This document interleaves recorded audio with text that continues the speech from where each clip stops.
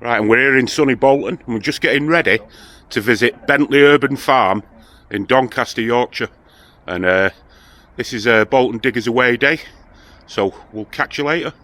And here we are in sunny Doncaster, and we've just arrived at Bentley Urban Farm, and we're going to hopefully go in and meet everybody.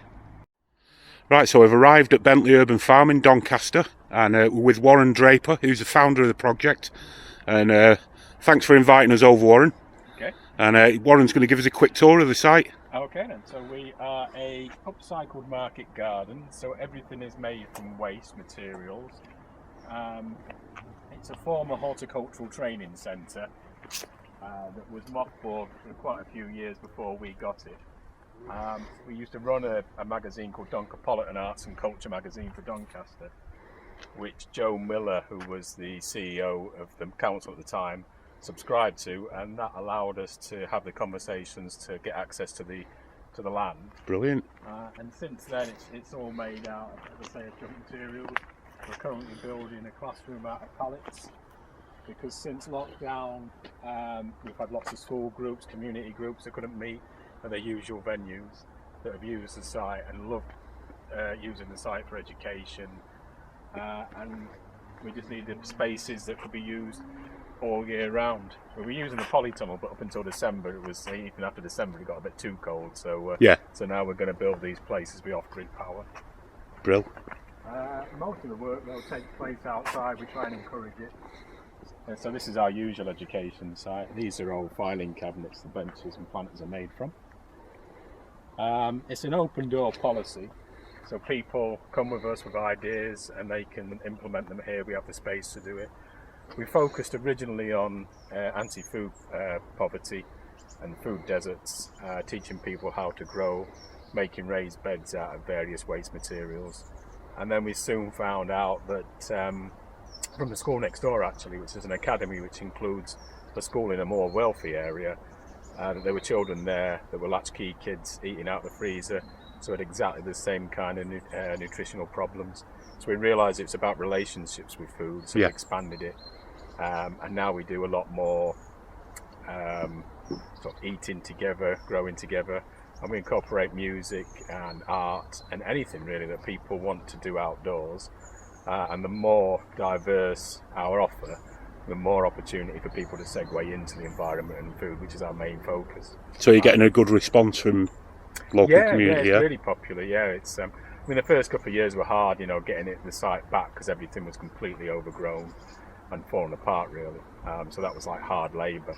And then we were going to open it out for more community parties, but then COVID hit.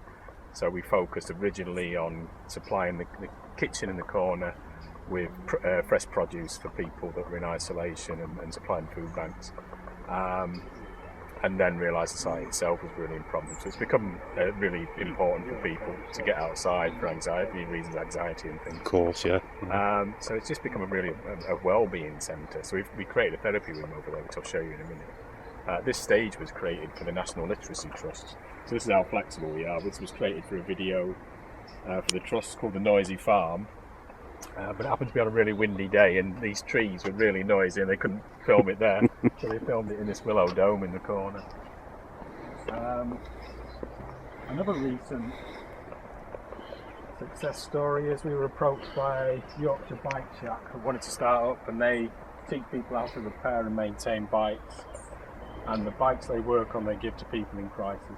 So one's just gone to a homeless guy that was housed in Bentley but lives in Mexborough a few miles away, so we can cycle over and see his family. He said, have you got space to do this project? And we said, we have if you help build it. So the shack is actually built out of old van bottoms from a company that refit Ford Transit vans, and they first thing they do is take out the plastic van bottom. So we cut the wheel arches off and made this roof from it. And the cycling project is really popular on a Saturday afternoon. You can't move on the paths because people are trying to get bikes out of things. That's brilliant, that. So that's how open we are really now. Another one we've just got is we've got chickens on site. We're vegan permaculture based, but there was a rescue charity that want to set up a petting farm out back with rescued farm animals. So we've let them put chickens on while we negotiate with the council about access to the land.